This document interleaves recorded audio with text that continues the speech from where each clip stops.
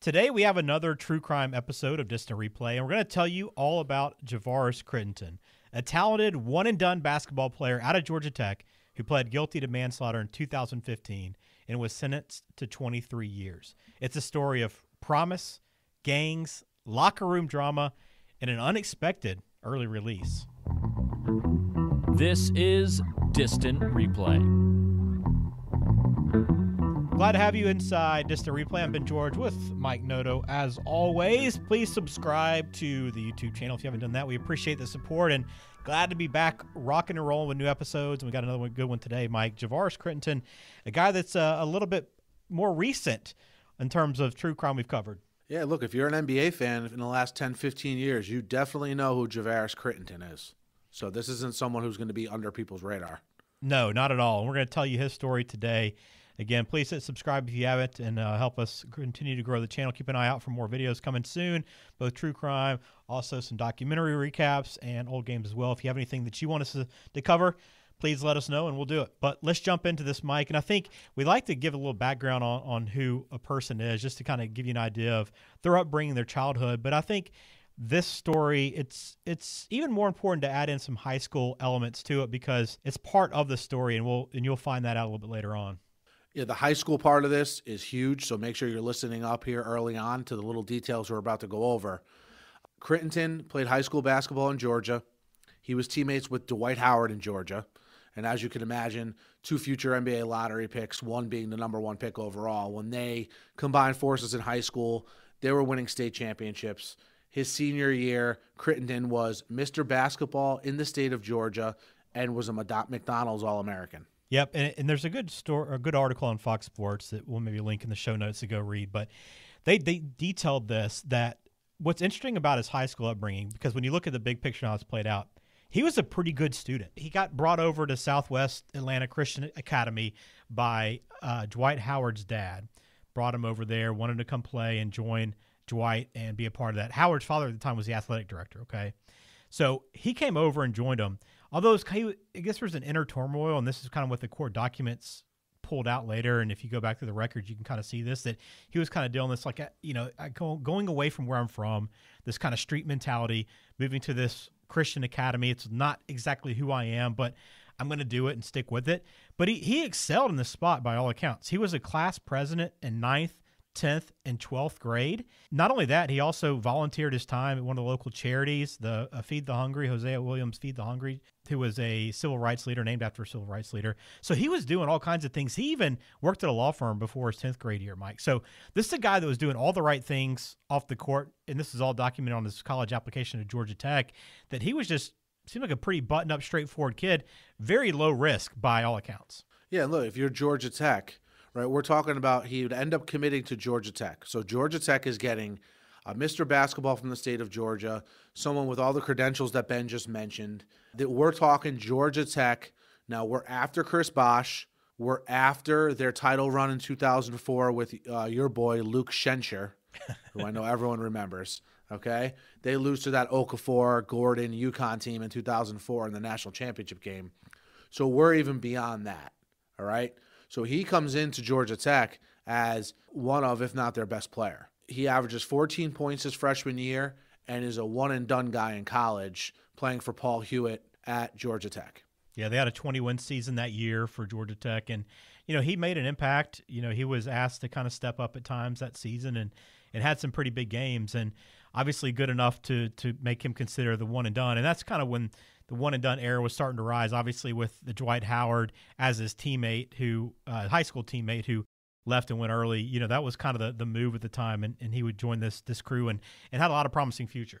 Yeah, had a promising future. Looking back on it after what we're about to cover with Crittenton, you could probably say that maybe he left a year or two too early. Yeah. But nonetheless, he leaves, ends up being the 19th overall pick with the Lakers. So we're talking about a Lakers team now. You have to envision this. Right before the Kobe, Pau Gasol Lakers, okay? Mm-hmm. He would spend time with the Lakers his rookie year, and he would actually be involved in that famous trade that sent Kwame Brown and others, Crittenton being one of those others, to the Grizzlies for Pau Gasol. So he, again, with the Lakers for a short time his rookie year, gets traded to the Grizzlies, and then makes his way to the Wizards, where if you remember Crittenton from the NBA, you probably remember him from his time with the Wizards.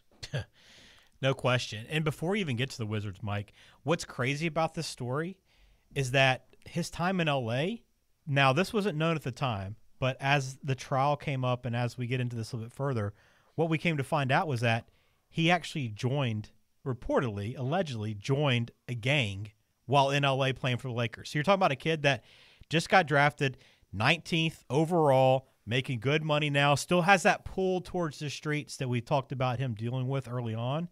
And now he's out here on the West Coast and decides to join a gang, which seems to me like this can't be common, right? I mean, we would have no idea if it is or not. We're not in that world. We don't know. This is not something that would be publicized. But it seems wild to go kind of the reverse move, right? Not from the streets and then make it, but make it and then go to the streets. Yeah, you're right. Not being in that world and not really knowing the experience, it seems crazy from this point of view. What's important to remember about the gang that he did join, Ben, allegedly joined, the Mansfield Crips, is they had ties, deep ties in L.A., and the other city they had deep ties in was Atlanta. Yep. So this was, again, he was, I think, familiar with in his younger days. Obviously wasn't a member. So he starts to meet people in L.A. affiliated with the gang who have ties in L.A. and Atlanta, which will become important later. Absolutely. So that's to kind of give you a little insight into where he was beginning his NBA career. But then, as you mentioned, he moved to the Wizards, where maybe the biggest incident, I don't know, Mike, off the court incident in NBA, at least in recent memory in the NBA, right? This was a huge incident when it happened because it involved Crittenton, who, again, I don't want to say people, maybe he wasn't on people's radar, but remember, he's less than 2 years removed from being a lottery pick. So people definitely knew who he was at this point. But the other person involved in the incident, Gilbert Arenas, was a top-flight player in the NBA at this point. Mm-hmm. So picture this, 2009-2010 season, Crittenton is with the Wizards. They're on a long plane ride home from the West Coast back to Washington. So what's common on these plane rides, Ben, as we've read stories about and covered on this podcast a little bit, is these guys like to gamble on the way home on long road trips. They play cards, and the stakes can get pretty high.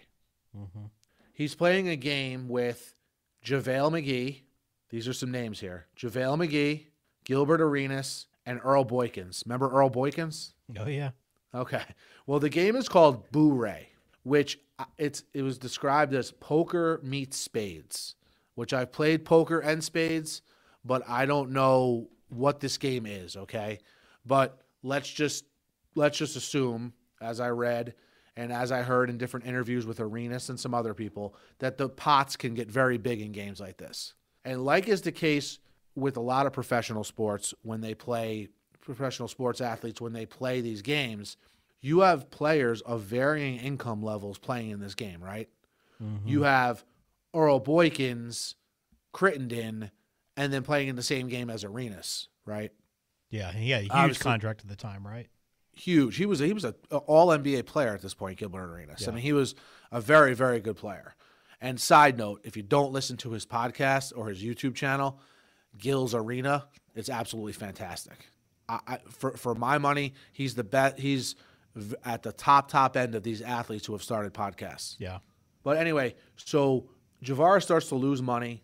He's getting bothered by, the crap that his teammates are talking to him while they're beating him.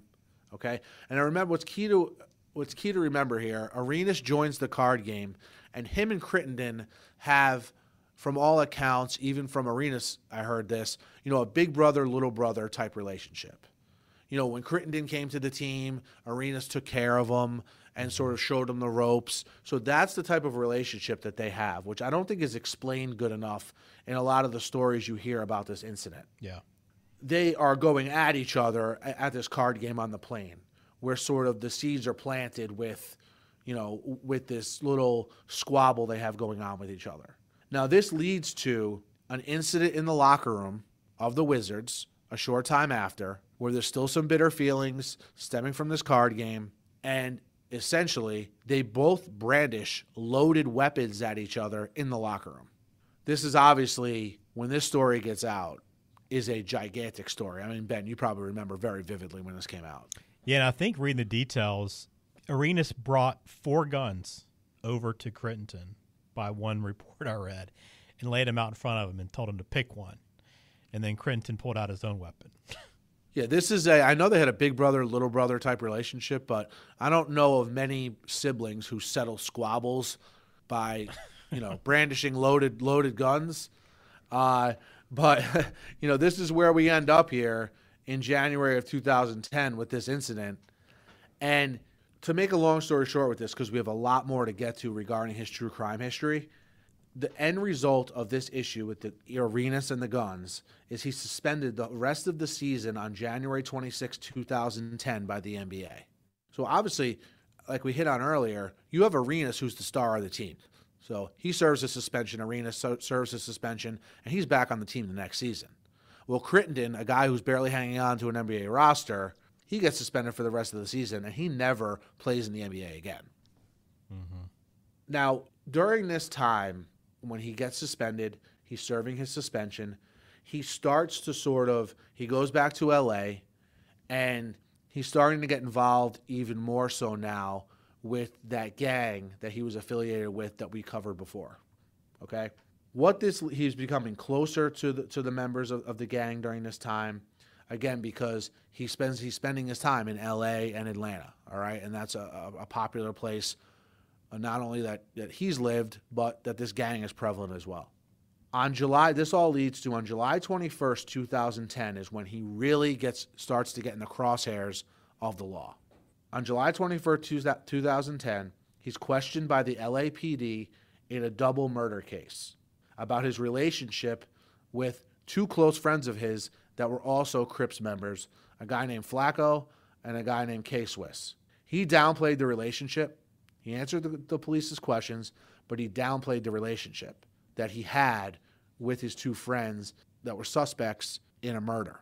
Now, the reason he got linked to these 2, Ben, was you would come to find out later, one of the people involved in the murder, the guy Flacco, Crittenton's friend, asked Crittenton to buy him a plane ticket back to Atlanta, right?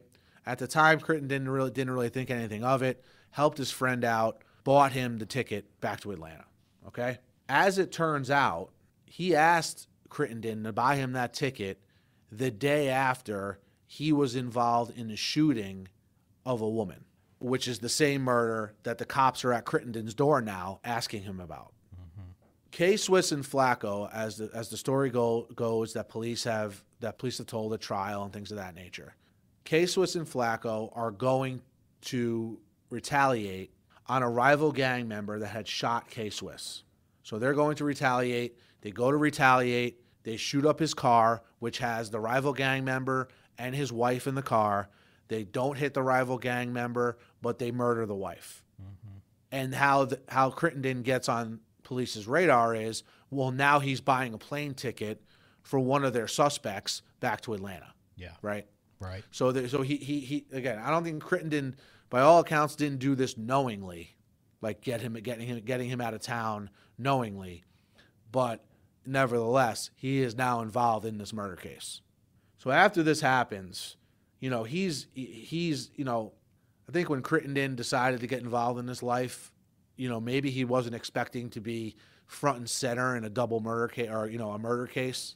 So he goes from being in the NBA to the issue with Arenas to now being being questioned by police in a murder case. So he's like, I got to get out of here, With all the heat around him, he goes as far away as you can imagine, Ben, and goes to play in China in their professional basketball league.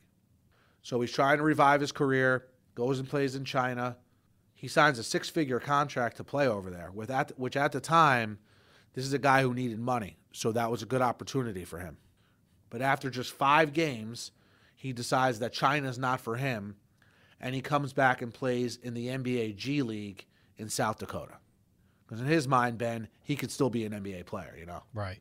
He's still in the prime of his career, potentially. Yeah, he's still a very, very young man. Remember, he left college 2-3 years previous to this and was a one and done. So he's still a very young man. So he's in the G League in South Dakota. He has a bad season by all accounts, even though his talent level should have been at the upper tier of the G League, obviously, given his pedigree. So basketball is not looking good for him at this point. Compound that with, like a week after the G League season ended, he got called back to LA to testify in the trial of K. Swiss and Flacco. So this is all, I mean, this is like sort of, as you can see, where the downward spiral is beginning for him, okay? Right. He's now like fully immersed in a life of crime. He still wants to play basketball. He still wants to make a comeback to the NBA, but it's like he's kind of being pulled in two different directions from the stories I read. After he testifies in the trial, he's like, look, I'm going to go back to Atlanta, where I'm from. I'm going to hang with family. I'm going to get my mind right, and I'm going to start training for a comeback to the NBA. But it's a situation, Ben, where he's sort of too far deep at this point, whether he knows it or not. And he gets in a situation where it seems like crime is just like following him, you know? Yep. And in April of 2011, all right, so this is a key sequence to sort of zero in on here. In April of 2011, he's leaving a barbershop and he's robbed. The people who robbed him steal $55,000 in jewelry from him, and Crittenton and his cousin, who was also with him, they think it was a setup. Okay, they think that someone alerted the people who robbed them that they were going to be leaving the barbershop, and that, you know, hey, look, this guy has $50,000 in jewelry on him. It'd be a quick snatch and grab, right? Yep. So Crittenton is questioned by police. He says he doesn't recognize the people who robbed him, but in actuality, he does recognize the people who robbed him. He recognizes the people who robbed him, one of them as being a gang member named Lil Tick. Remember that name, Ben? Yep. Lil Tick. Okay. Tick like a bug, tick. All right? He's like one of these guys, notorious in the neighborhood, been involved in crime for a while. People know who he is. Crittenton recognizes him, but doesn't tell authorities. So maybe you could imagine why that is, Ben. Okay? Yeah, and I think at the time, too, he even said that he didn't have faith in law enforcement to take care of it, and that his plan was to take the matters into his own hands. And by doing that, not saying anything to police. I'll take care of this. Yeah, precisely. Like sliding deeper into this life of crime, like I mentioned. Not letting the police handle it. You know, I'm going to handle it. Okay? Fast forward now. That's in April of 2011. In July of 2011, he alleges he was robbed again of his jewelry and wanted to collect the insurance money on the robbery. Now, authorities have their doubts with this. Have their doubts on whether he was really robbed because there was no witnesses, and you know he's trying to tie getting robbed into getting the insurance money. And at this point, the police do their due diligence, and Crittenton is very much hurting for money because remember he's been out of work now for a while. You know, right? So he's been out of work for a while, and is really fleeting at this point, to the point where the police feel he's lying about getting robbed and trying to capitalize on the insurance money. Now, did you hear the details of how that story went down? I did not.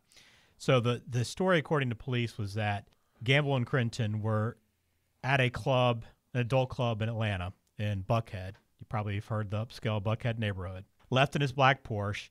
And it says they were headed back to South Atlanta with someone they had met at the club, who they could only identify to police as Mr. Richard, okay? So they said that Richard kept giving them kind of bad directions. Hey, go this way, go that way, you know, just kind of leading them all over the place until finally, when they pulled up at a residence to let him out, when they got back in the car, all of a sudden a white SUV pulled up. 3 men with guns came out wearing red, one with a red bandana, as you can imagine, maybe a blood rival gang with the Crips, and asked him to lay face down at gunpoint, took the jewelry off of him. Even Gamble said he was pistol whipped when police arrived at the scene around 5 a.m. with the reports of this happening. So whether or not the details are accurate or not, that's what they said happened that night, is that they picked somebody up, led them to this kind of a setup again, maybe for the second time this happening, and then again, Crittenton's out more than $50,000 in jewelry. Yeah, so Crittenton went from not wanting to tell people who robbed him so he could get even with them to now in July, he knows the full story when he's trying to get the insurance money. Right. Right. So yeah, and now it even makes even more sense why police were a little bit skeptical. Now, this is in July 2011. In August 2011, remember, we still have Crittenton who wants to get even here with Lil Tick, okay? And is probably just waiting for his opportunity. On August 14, 2011, police get a call that, quote, Crittenton, the basketball player, shot at Lil Tick's little brother, shot at him, missed him with a gun, with a firearm. Now, Lil Tick's, by the accounts that I had heard, Lil Tick's brother resembles him. So it might have been a case of mistaken identity. You know, we go to shoot Lil Tick. It's actually his brother, but they miss anyway, and it gets reported to authorities. From what I can tell, nothing is done about that, though. And just shortly, 5 days later, on Friday, August 19th, I'm going to bring you through the events of that day, okay? Okay. Crittenton and his cousin Scooter are going to rent a black Chevy Tahoe for his cousin Scooter's birthday. So they're presumably going to go out, have a night on the town for his cousin's birthday. That's what the thought is, at least. And I couldn't find out what changed, how it changed, any events that led up to it that led to what I'm about to tell you. But Lil Tick and his friend, a woman named Julian Jones, are hanging out in their neighborhood before heading to a barbecue. So, I mean, picture like a nice summer night. You're sort of hanging out on the street, hanging out with friends before you go to where you're eventually going to go for the night. All right, so you're hanging out, talking, BSing, whatever, okay? Okay. The woman, Julian Jones, has someone to babysit her kids that night, so she's, like, excited to go out, you know? Nice lady, nice woman, young woman, liked in the neighborhood, you know, and a friend of Lil Tick. A black SUV, reports are that a black SUV came up over the hill in the neighborhood where these two were hanging out, opened fire, circled back around, came back to see who was hit after they, you know, performed the drive-by shooting, and they sped off. The black SUV speeds off. As you can imagine, Crittenton and his cousin Scooter were the riders in the black SUV that opened fire on Lil Tick and his friends hanging out in the street. Well, they don't hit Lil Tick. They shoot and tragically kill Julian Jones. So you have a mother of four kids tragically shot in the crossfire when she was not the intended target. Very similar, too, to the case earlier that involved the two gang members that were out looking for vengeance as well and shot someone that was not involved as well, killing them, which was part of that investigation. Exactly. I was just going to bring that up, and you hear that a lot, you know. The people getting caught in the crossfire that are not intended targets of some of these shootings. Unfortunately, it's not unique to this story. And so now you have a dead mother of four, police on the lookout for who it could possibly be. Now, reports will come out later. Scooter's the driver, Crittenton's the passenger. So Crittenton is the one doing the shooting in this case. Well, he's well recognized, okay? The rumors start circulating everywhere in the neighborhood, on social media, because remember, we're in the social media era at this point, 2011, that he was the one who shot this Julian Jones. Again, a very, very popular member of the neighborhood there in Atlanta.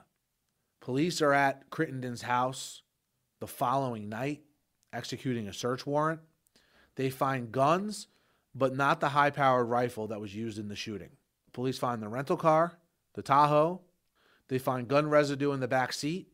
And at that point, they arrest, you know, when they combine witness statements with eyewitness statements with now the gunpowder residue in the back seat, they arrest Javaris and Scooter based on that information. Okay. So you have a once hero of a city, you know, basketball-wise, now staring at the shooting of a mother of four in the city that he, you know, again, in the city that he's from. Where things got even worse for Crittenton, not as worse as murdering someone, but he started, when he got released on bond, which was very surprising. He denied involvement, right?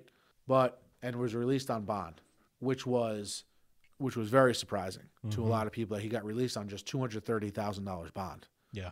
Well, when he's released on bond, he started to get involved in the drug trade and drug distributing.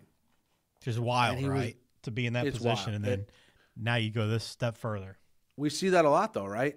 These guys at that point, they need money at that point more than ever, you know? Yeah. And he was involved. It was a group of him and like 10 other people who were arrested in connection with the drugs, okay? So he has that hanging over his head now. That happens again while he's on bond on the murder charges. And what it leads to is on April 29th, 2015. So remember, this incident, this shooting of Julian Jones happens on August 19th of 2011. So we're now all the way in 2015. And on April 29, 2015, shortly before his trial was set to begin, Crittenton pleaded guilty to voluntary manslaughter with a weapon and aggravated assault with a firearm and was sentenced to 23 years in the state of Georgia. Now, I know, Ben, you have some information on what happened after Crittenton started serving his term. Yeah, and before I even jump into that, I want to quickly hit these drugs one more time. Did you say how much they were trying to buy? I didn't, but if you want to go into that. 400 kilos of cocaine along with marijuana. So over 800 pounds of cocaine they were attempting to purchase. I mean, I think the street value, I don't know what it was at the time, but I think I read the street value for a pound and this for a kilo, I mean, and you can feel free to correct me in the comments if I've got this wrong, because I would have no idea. But around 25,000 a kilo. We're talking 400 kilos of cocaine. So it's not like this was some, let's just kind of keep it low key, try to move some drugs, try to earn a little money. This by itself would be a huge issue. Yeah, my thing is, what is Crittenton's role in this? Because he's not the bankroll, right? We know he doesn't have any money at this point. So what is he, just like a face to put to the operation to legitimize it? Yeah. Or is he in the trenches and he was going to be dealing with the distribution of it day to day? I couldn't find any information on that. Yeah, pretty wild. But yes, to your point, so he got sentenced to 23 years. Now, he was just released in 2023, I believe April of 2023. And what's wild about this is not only was it a fairly reduced sentence, right? I mean, that's not that uncommon. These things happen. But according to one report by Fox, the mother of the victim, in this case, Jones, was blindsided. Now, she was blindsided because the family was not aware that they had cut a deal to secure an early release. Now, what's really interesting about this story, Mike, is that you go back to his high school relationship. Remember his teammate, Dwight Howard, in high school? Yep. Well, at the time, the Fulton County DA at the time was Dwight Howard's uncle, Paul Howard, and made another deal with Crittenton in 2016 to reduce the sentence to 2 years if he could prove that he learned from his mistakes and if he could be an example to others not to repeat this. This was according to Atlanta Journal-Constitution. Reduce the sentence to 10 years, right? Not 2. You said 10 2. years, I just yep. want to be clear. Years. Okay, Yep. So that's why he was out early, and it caught him off guard. But again, very interesting that it ends up being the uncle of Dwight Howard that helps kind of broker this deal. Ben, this is a fantastic little nugget that you put in here because, number one, I was surprised that they didn't counsel the victim's family and let them know that this was going to happen. And secondly, we've done a lot of these true crime cases and some based in the state of Georgia. And Georgia is normally very, very strict in terms of law and order punishment. Mm-hmm. And I was surprised. I'm like, man, how did he swing this deal where, the victim's family is not notified and he gets a 23-year sentence pushed down to 10 years. And from what you just outlined for us, it starts to make a little more sense. What's interesting about this, too, is, this not too long after, according to this, right, making the deal in 2016, not that long after everything went down with the conviction. And even during that trial, Mike, it's not like he was well behaved. I mean, I think there was some reports that, he was kind of staring down maybe the DA or the assistant DA at the time and even, threatened to beat him up or something at some point, or said he wanted to, right outside the courtroom. So it's not like he was, very upset about what was going to happen what was going on. It wasn't like he was asking for forgiveness, right? It seemed like he was kind of pushing back this entire time. So that's why this also made it a little bit more surprising. But also, just to kind of tie it into what's happening now in the news, and I know you don't follow the news all the time, Mike, but Fani Willis, who I think everyone is well aware of now, the current Fulton County DA, She even filed a motion to stop the release when she took over, but the judge at the time ruled in favor of the deal agreed to by the previous DA. So to give you a little more perspective on how it all turned out, and now Crittenton is out, as we have has mentioned, as of the middle of 2023. Yeah, he's been in the media since then. He was on Gilbert Arenas, his old friend Gilbert Arenas' podcast, shortly after being released. And he was on some media outlets, including Arenas' podcast, sort of as a, I don't want to say an expert, but having the experiences he had when the John Morant issues came up last year. He was asked to speak on, some things that John Morant should be aware of and sort of some advice that he had for Morant, being involved with some of the seedy characters that it's alleged he's involved with currently. So, but yeah, it's, again, I'm very surprised at the circumstances of him getting his sentence reduced. Again, you explain as to maybe why that happened in terms of personal relationships, but still just a shock. Yeah, it's a tragic story, obviously. It's one, Mike, that I've kind of gone back and forth on because it seems like a guy that who knows kind of what his childhood was like, and it's kind of always had this pull towards the way he was raised. And even though it seemed like some people tried to get him out of that situation, bringing him to a better school where he could focus on basketball, focus on school, get to Georgia Tech, which is a good university, right, and kind of be on his way, he still couldn't deny kind of what was inside of him, and that's kind of been detailed in the court. And it's tough, and you don't ever justify a shooting. Obviously, the intention was not to murder who was murdered, right? But it is all tragic how it played out, and it seems like gang crime gone wrong, not to justify it again, but just tough to go back and forth on kind of his situation. You hope that based on him being released, that he met his side of that deal, in which he learned from it and will help others improve their situation and not make the same mistakes he did. It's hard to really have the confidence that that'll be the case because it seems like we're not that far removed from everything. And even with the drug case after he had been arrested for the death and everything that happened since the arrest, right, it doesn't seem like it gives you a whole lot of confidence in that happening, but you hope that's the case. Yeah, you look at his career in the NBA, got thrown away because he didn't want to get made fun of by guys when he was losing at cards, right? He had too much pride. His whole life almost got thrown away because someone stole a chain from him that was worth $50,000, and he decided to not let the authorities handle it, that he was going to handle it.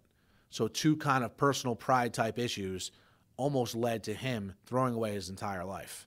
Yeah. And he's got a second chance now, and we'll see what he does with it. Yeah, keep in mind, he's only 36 years old, too. So he's got a full life ahead of him. And, yeah, we'll see kind of how that all plays out. But a really interesting story, and a guy that was a McDonald's All-American in high school, one of the top recruits in high school, one of the top players coming out to the NBA when he did in 2007, and got caught up in the wrong situation and served 10 years for manslaughter. But interesting case with Crittenton, and one that we wanted to share with you today on Distant Replay. We appreciate you being a part of the show. If you've listened this long, please hit subscribe. We got more coming your way. We'll have additional true crime plus some documentary recaps. Plus, we got another episode coming up pretty soon on a historic venue in America. So some pretty cool stuff coming up. We appreciate all the support. Mike, always thank you for your detailed account of this story. Absolutely. And looking forward to the next episode. And until then.